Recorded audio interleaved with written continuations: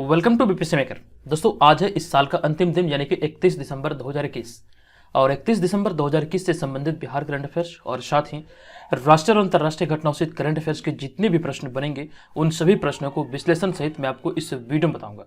लेकिन उससे जो पहले पिछले वीडियो में मैंने आपसे प्रश्न पूछा था उसे देख लेते हैं। तो पिछले वीडियो का हमारा प्रश्न था कि बिहार के किस जिले में हाल ही में 29वीं पुष्प प्रदर्शनी का उद्घाटन हुआ है। कंप्लीट जानकारी यहां से मैंने आपको दिया था और आपको बताया था इस प्रश्न का राइट आंसर होगा बिहार का दरभंगा जिला।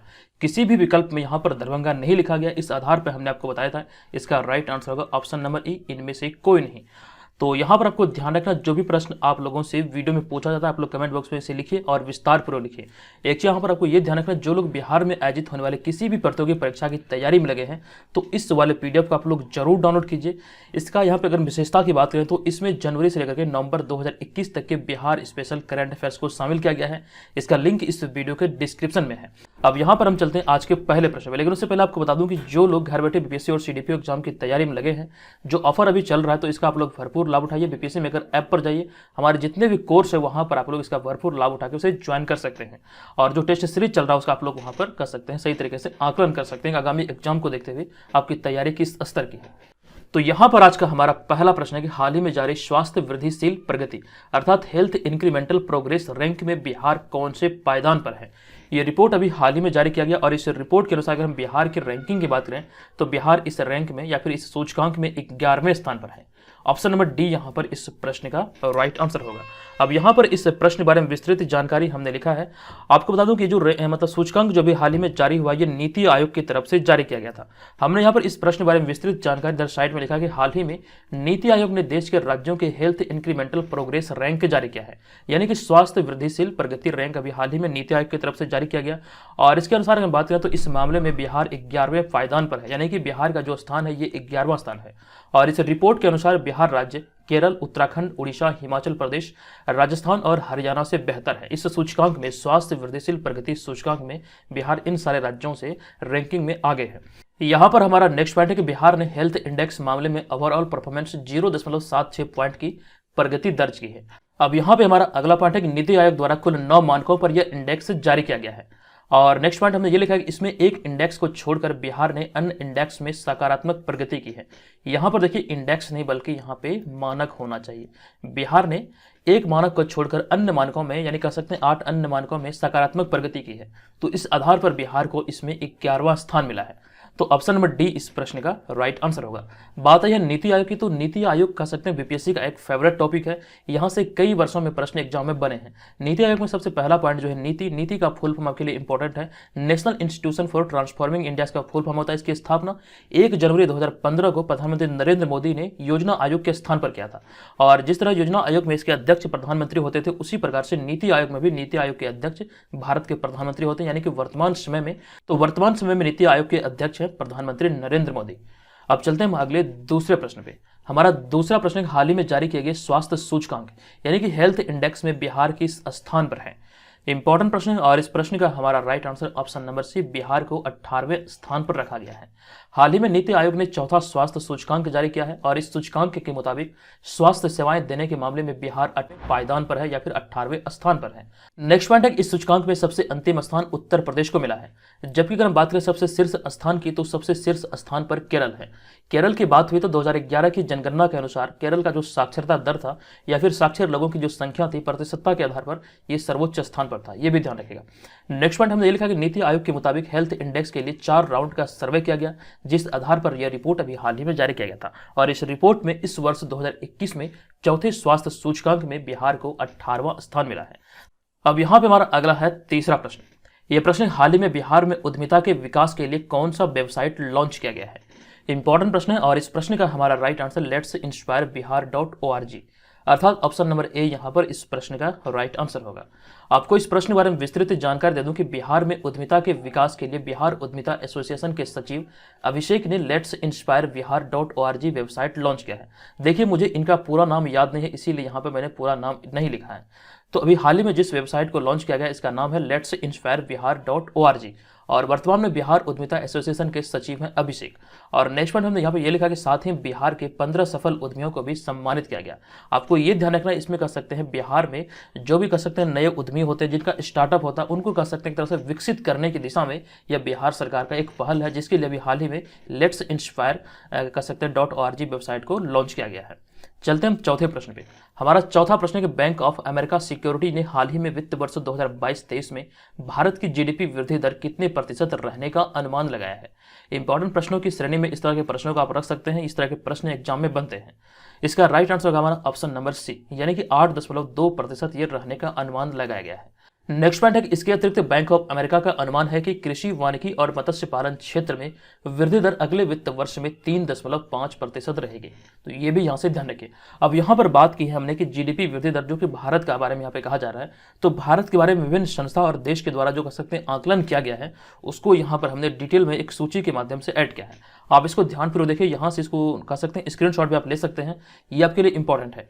हमने यहाँ पे पहले पॉइंट में लिखा है अंतर्राष्ट्रीय मुद्रा कोष यानी कि IMF। तो IMF के अनुसार ये जो वृद्धि दर का अनुमान है ये 9.5% है। वैश्विक रेटिंग एजेंसी S&P अर्थात स्टैंडर्ड एंड पुअर्स के अनुसार 9.5%, भारतीय उद्योग परिसंघ के अनुसार 9.5%, रेटिंग एजेंसी क्रिसिल के अनुसार 9.5%, अमेरिकी रेटिंग एजेंसी फिच के अनुसार ये पहले 10 था, इसे घटा करके 8.7 कर दिया गया है। इंडिया रेटिंग एंड रिसर्च के अनुसार 9.6%, केयर रेटिंग्स के अनुसार 10.2%, मूडीज इन्वेस्टर्स के अनुसार 9.6%, एशियाई विकास बैंक यानी कि एशियन डेवलपमेंट बैंक के अनुसार 10% और UBS सिक्योरिटी इंडिया के द्वारा 9.5%। यहाँ पर एक चीज ध्यान रखिएगा, इस सूची में अगर हम बात करें जो हमने यहाँ पर इसको ऐड किया है, इसमें सर्वोच्च स्थान पर है कह सकते हैं केयर रेटिंग, जो कि 10.2% का यहाँ पे आकलन किया गया है। हालांकि ये सूची कह सकते हैं ऊपर नीचे होती रहती है, इसमें मतलब बदलाव होते रहता है, इस चीज का भी आपको ध्यान रखना है। अब यहाँ पे हमारा अगला होगा पांचवा प्रश्न। यह प्रश्न हाल ही में किस देश ने पहली बार राष्ट्रीय सुरक्षा नीति को मंजूरी प्रदान की है। यह मंजूरी अभी हाल ही में पाकिस्तान सरकार के द्वारा प्रदान की गई है। तो ऑप्शन नंबर बी यहां पर इस प्रश्न का राइट आंसर होगा। आपको यहां पर इस प्रश्न पर बता दूं कि हाल ही में पाकिस्तान की शीर्ष सुरक्षा समिति ने हाल ही में वर्ष 2022 से 26 के लिए अपने राष्ट्रीय सुरक्षा नीति को मंजूरी प्रदान की है और यह मंजूरी प्रधानमंत्री इमरान खान की अध्यक्षता में आयोजित राष्ट्रीय सुरक्षा समिति की 36वीं बैठक में इस नीति को प्रस्तुत किया गया और मंजूरी दिया गया। आपको ध्यान रखना, पाकिस्तान अभी हाल ही में 2022 से 26 के लिए राष्ट्रीय सुरक्षा नीति को मंजूरी दी है। तो इस आधार पर हमारा right answer option number B यानी कि पाकिस्तान। अब पाकिस्तान की बात आई है तो पाकिस्तान से रिलेटेड हमने बहुत सारी चीजों को अगले स्लाइड में ऐड किया है, यहां से आप बहुत सारी चीजें सीखेंगे। आपसे ध्यानपूर्वक देखिए। पाकिस्तान की बात करें तो पाकिस्तान भारत के पश्चिम में स्थित एक इस्लामिक गणराज्य है और 21 करोड़ की आबादी के साथ यह दुनिया की 5वीं बड़ी आबादी वाला देश है। और साथ साथ यहाँ पर आपको यह भी ध्यान रखना, पाकिस्तान में दुनिया की दूसरी सबसे बड़ी मुस्लिम आबादी है। अब यहाँ पे प्रश्न उठता है कि सबसे अधिक मुस्लिम आबादी किस देश में है। आपको ध्यान रखना, इंडोनेशिया पूरे विश्व में इकलौता ऐसा देश है जहां पर कह सकते हैं मुस्लिम आबादी बहुत ज्यादा, पाकिस्तान से भी बहुत ज्यादा, ये ध्यान रखिए। दूसरे स्थान पर आता है पाकिस्तान। अब यहाँ पे अगर हम पाकिस्तान के क्षेत्रफल की बात करें तो यह 8,81,913 वर्ग किलोमीटर क्षेत्र में फैला 33वां सबसे बड़ा देश है। यह ध्यान रखिएगा, क्षेत्रफल के आधार पर यह पूरे विश्व में 33वें नंबर पे आता है। लेकिन आपको यह ध्यान रखना, अगर हम बात करें आबादी के अनुसार तो आबादी के अनुसार ये 5वें नंबर पे आता है। यहाँ पे हमने उस चीज को लिख दिया है। हमारा यहाँ पे अगला पॉइंट है कि पाकिस्तान का जन्म सन 1947 में भारत के विभाजन के फलस्वरूप हुआ था और पाकिस्तान की राजधानी इस्लामाबाद और यहाँ का सबसे बड़ा जो नगर है यह है कराची और राज्य भाषा यहाँ की जो कह सकते हैं या फिर राष्ट्रभाषा उर्दू है और वर्तमान राष्ट्रपति हैं आरिफ अलवी और प्रधानमंत्री हैं इमरान खान। तो इतनी सारे रिलेटेड फैक्ट्स यहाँ से पाकिस्तान से संबंधित आपको याद रखना है। इस तरह के प्रश्न आपसे एग्जाम में बनेंगे। हमारा यहाँ पे अगला होगा छठा प्रश्न। यह प्रश्न हाल ही में किसी देश का नया उप राष्ट्रीय सुरक्षा सलाहकार बनाया गया है। इस प्रश्न का हमारा right answer option number D यानी कि विक्रम मिस्री इसका राइट आंसर होगा। आपको यहां पर बता दूं कि चीन को लेकर के खास विशेषज्ञता रखने वाले पूर्व राजनयिक विक्रम मिस्री को देश का नया उप राष्ट्रीय सुरक्षा सलाहकार यानी कि डिप्टी NS बनाया गया है। अब यहाँ पे अगर हम बात करें विक्रम मिस्री की तो हमने इनके बारे में कुछ पॉइंट को लिखा है कि 1989 बैच के भारतीय विदेश सेवा के अधिकारी विक्रम मिस्री चीन में भारत के राजदूत भी रह चुके हैं और वे अब अजीत डोभाल की टीम का हिस्सा होंगे, ये ध्यान रखना आपको। अब यहाँ पर देखिए हमने ऑप्शन नंबर ए में आलोक रंजन झा के बारे में लिखा है। तो आलोक रंजन झा की अगर हम बात करें तो बेलारूस के नए राजदूत बनाए गए हैं। मनप्रीत वोहरा को ऑस्ट्रेलिया का नया राजदूत बनाया गया और साथ ही वीरेंद्र कुमार पाल सोमालिया के राजदूत नियुक्त किए गए हैं। तो ये भी आपको यहाँ से ध्यान रखना, तीनों के तीनों इंपॉर्टेंट है। चलिए अब यहाँ पे हम चलते हैं अगले 7वें प्रश्न पे।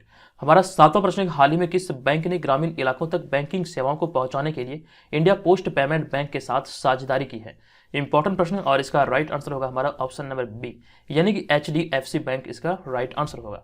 आपको इस प्रश्न के बारे में बता दूं कि HDFC बैंक ने अर्ध शहरी और ग्रामीण इलाकों में बैंकिंग सेवाओं से वंचित लोगों तक इन्हें पहुंचाने के लिए इंडिया पोस्ट पेमेंट बैंक के साथ साझेदारी किया है। और अगर हम बात करें इंडिया पोस्ट पेमेंट बैंक की, तो यहाँ से आपके कई सारे प्रश्न बनने की संभावना है। उन सभी चीज़ों को हमने ऐड कर दिया ताकि आपको दोबारा से कहीं से भी कुछ भी पढ़ने की आवश्यकता ना हो। तो अगर बात करें भारतीय डाक भुगतान बैंक यानी कि इंडिया पोस्ट पेमेंट बैंक की, तो इसकी शुरुआत 1 सितंबर 2018 को देश के माननीय प्रधानमंत्री द्वारा यानी कि नरेंद्र मोदी द्वारा किया गया था। और नेक्स्ट पॉइंट यहाँ पे यह कि India post payment bank Bharat सरकार के डाक विभाग और संचार मंत्रालय के अधीन एक सार्वजनिक क्षेत्र का बैंक है। ये पूर्ण रूप से भारत सरकार के अधीन है। इसमें मतलब कह सकते हैं किसी भी प्रकार का कोई हस्तक्षेप प्राइवेट क्षेत्र का नहीं है। ये पूर्ण रूप से यानी कह सकते हैं पूर्ण स्वामित्व वाली कंपनी है भारत सरकार की। अब इंडिया पोस्ट पेमेंट बैंक की बात आई है तो एक पॉइंट बिहार के दृष्टिकोण से बहुत महत्वपूर्ण है। आपको याद होगा मैंने आपको बताया था इंडिया पोस्ट पेमेंट बैंक के बिहार के नवादा शाखा ने पूरे भारत में बेहतर प्रदर्शन कर एक कीर्तिमान हासिल किया था। यानी कह सकते हैं सुविधा देने में मतलब पूरे भारत में अव्वल आया था। इसकी जानकारी एकदम से डिटेल मैंने आपको दिया था इसी सीरीज के तहत। इसीलिए मैं आपको बार बार कहता हूं इस सीरीज के तहत जितने भी वीडियो चैनल पे अपलोड होते हैं, अगर आप यहां पर रेगुलर करंट अफेयर्स को देखते हैं, वीडियो को देखते हैं, तो आपको दोबारा से कहीं से भी कोई भी करंट अफेयर्स पढ़ने की आवश्यकता नहीं है। पूर्ण रूप से आप मुझ पर भरोसा कर सकते हैं। तो यहां पे हमारा अगला है कि हाल ही में किस राज्य सरकार ने सीएम डैशबोर्ड 360 निगरानी प्रणाली शुरू की है। इंपॉर्टेंट प्रश्न है और इसका राइट आंसर तमिलनाडु सरकार के द्वारा भी हाल ही में इसकी शुरुआत की गई है।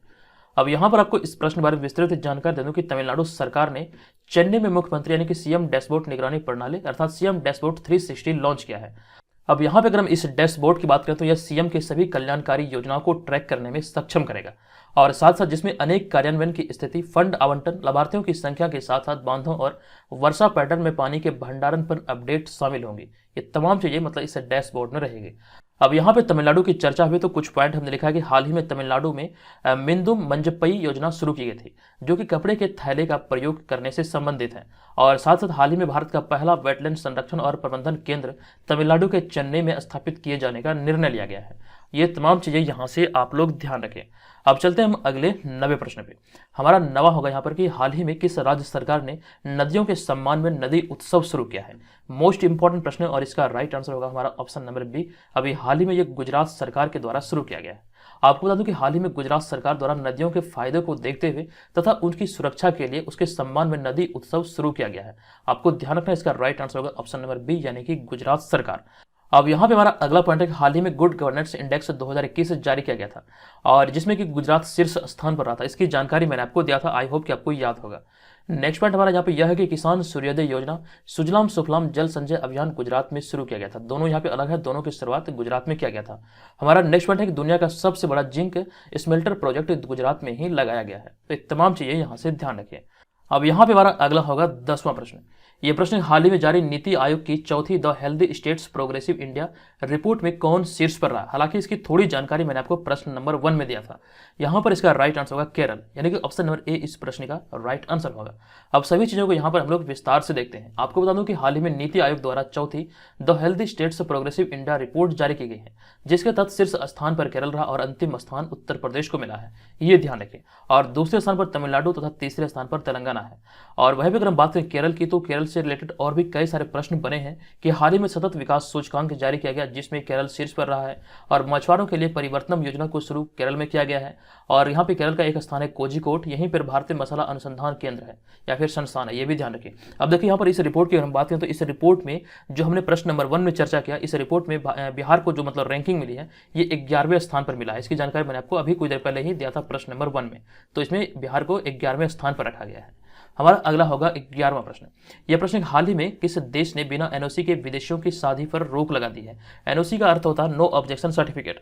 तो प्रश्न हाल ही में किस देश ने बिना एनओसी के विदेशियों की शादी पर रोक लगा दी है। इसका राइट आंसर होगा हमारा ऑप्शन नंबर ई, यानी कि जो रोक लगाया गया है श्रीलंका के द्वारा लगाया गया है। किसी भी विकल्प में हमारा श्रीलंका नहीं, इस आधार पर हम यहाँ पर विकल्प नंबर ई को चुनेंगे, इनमें से कोई नहीं। आपको ध्यान रखना ऑप्शन नंबर ई इस प्रश्न का राइट आंसर होगा। हाल ही में श्रीलंका सरकार ने बिना एनओसी अर्थात नो ऑब्जेक्शन सर्टिफिकेट के विदेशियों की शादी पर रोक लगा दी है और यह नया कानून 1 जनवरी 2022 से प्रभावी होगा और विदेशियों के साथ श्रीलंकाई नागरिकों की शादी से उत्पन्न होने वाली सुरक्षा खतरे को देखते हुए यह निर्णय लिया गया है। अब यहाँ पे हमारा अगला होगा 12वां प्रश्न। यह प्रश्न कि हाल ही में कौन अमेरिका की पहली महिला हिंदू पुरोहित बनी है। इसका राइट आंसर होगा ऑप्शन नंबर ए, यानी कि सुषमा द्विवेदी इसका सही उत्तर है। आपको बता दूं कि सुषमा द्विवेदी अमेरिका की पहली महिला है जिन्होंने शादी और अन्य अनुष्ठान कराने का काम शुरू किया है, और इस प्रकार से ये अमेरिका की पहली महिला हिंदू पुरोहित है। आप जहां पर इनको इस इमेज में देख रहे हैं, यही है सुषमा द्विवेदी। आपको यहां पर बता दूं कि उज्ज्वला सिंघानिया की हमने चर्चा की ऑप्शन नंबर बी में, तो उज्ज्वला सिंघानिया फिक्की लेडीज ऑर्गेनाइजेशन के राष्ट्रीय अध्यक्ष बनी है। और साथ साथ किरण आहूजा, यहाँ पे ऑप्शन नंबर सी में आप देख रहे हैं, तो किरण आहूजा को कार्मिक प्रबंधन कार्यालय का प्रमुख नियुक्त किया गया है। ये तमाम चीजें यहाँ से आप लोग इसी तरह से याद रखिए, एग्जाम में आप बेहतर करेंगे। इस चीज का आप लोग मतलब कर सकते हैं, मुझ पर यकीन रखिए, मैं आपको बेहतर चीजें यहाँ से दे रहा हूँ। ठीक है, चलिए अब यहाँ पर हम चलते हैं आज के इस वीडियो के प्रश्न की ओर। आज के इस वीडियो का हमारा प्रश्न है कि हाल ही में समस्तीपुर जिला के किस कलाकार को उत्तर प्रदेश के अयोध्या धाम में मिथिला रत्न सम्मान से सम्मानित किया गया है। आप मुझे कमेंट करके बताइए इसका राइट आंसर क्या होगा। कंप्लीट जानकारी यहाँ पर दिया था, ये कौन सा मिथिला सम्मान था, ये कितना संस्करण का था, मतलब ये तमाम चीज़ें जो होती है यहाँ से मैंने आपको विस्तृत जानकारी के साथ दिया था। आप मुझे कमेंट कीजिए, बताइए इसका राइट आंसर क्या होगा। और जो लोग ऑनलाइन टेस्ट सीरीज में भाग लेना चाहते हैं बीपीएससी मेकर ऐप के थ्रू, यहाँ सर इसमें पार्टिसिपेट कर सकते हैं। जितने भी हमारे स्टडी मटेरियल है वो सभी को प्राप्त करने के लिए, इस सीरीज के भी पीडीएफ वगैरह को प्राप्त करने के लिए बीपीएससी मेकर ऐप को डाउनलोड कीजिए, वहाँ पर आपको तमाम चीज़ें एक साथ मिल जाएगी। तो दोस्तों आज के इस वीडियो में इतना ही, मिलेंगे नेक्स्ट वीडियो में, तब तक के लिए धन्यवाद, जय हिंद।